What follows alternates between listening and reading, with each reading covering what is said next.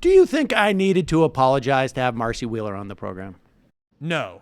I do not. I don't. That is not. I do not. Look, Michael. You know what?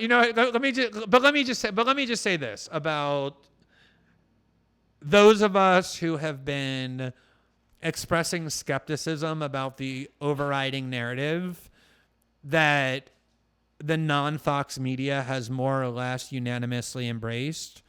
And there were people inside of these news outlets, I heard from them all the time, who also had a lot of skepticism about what was being reported and what was being said, and kind of felt like they weren't able to express them because they saw what happened to those of us who were doing that. We were banished from a lot of media platforms that previously we had regular access to. I think the last time Matt Taibbi was on MSNBC was like December of 2016 or January of 2017. I don't think Jeremy Scahill has been on in 3 years.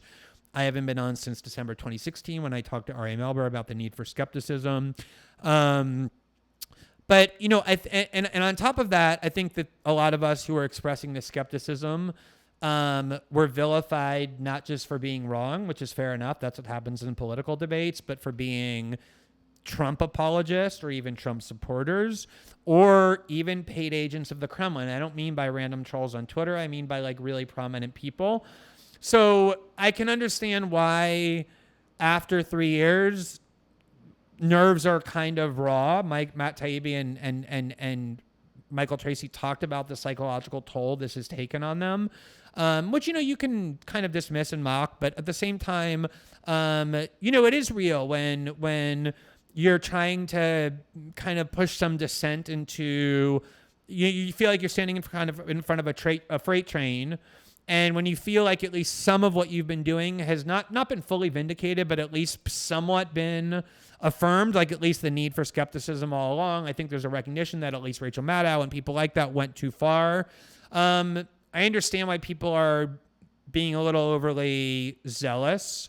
And I also think the issue about what Marcy did with turning in her own source to the FBI, not in the face of a subpoena, but proactively and voluntarily, and then got celebrated for it by the media, is something that we ought to revisit at some point. I don't want to talk about Marcy when she's not here.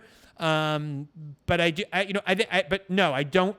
think Marcy is an extremely intelligent, diligent reporter. She's one of the first people I tried to hire when we started The Intercept, who we did hire. If I had a show, I would put Marcy on. So no, I don't think putting Marcy on is something that you ought to apologize for. But I do think we should revisit that issue about that turning in of the source on the ground. I have a feeling there'll be ample opportunity in the future. I don't know if we've maybe we'll see the investigation when we see the report. We'll have a sense of what the implications of that are, and I imagine that's a story. And that's certainly, from my perspective, when I came in on that Monday after the report had been dropped, I was like, I guess we're going to have to talk about this today and push our, I don't want to counter program with somebody who's talking about the implications of slavery and politics, antebellum Civil War.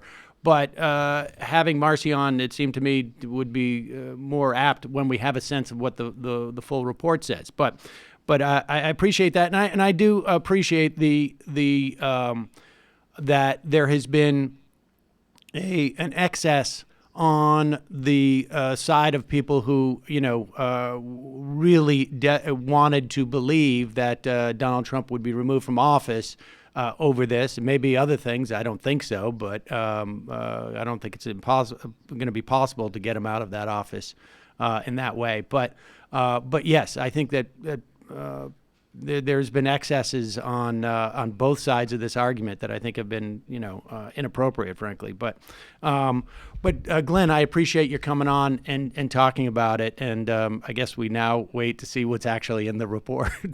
Yes, exactly. All right, Sam. Great. Thanks, Thank you for having me. I appreciate it. Talk. All right. Bye-bye.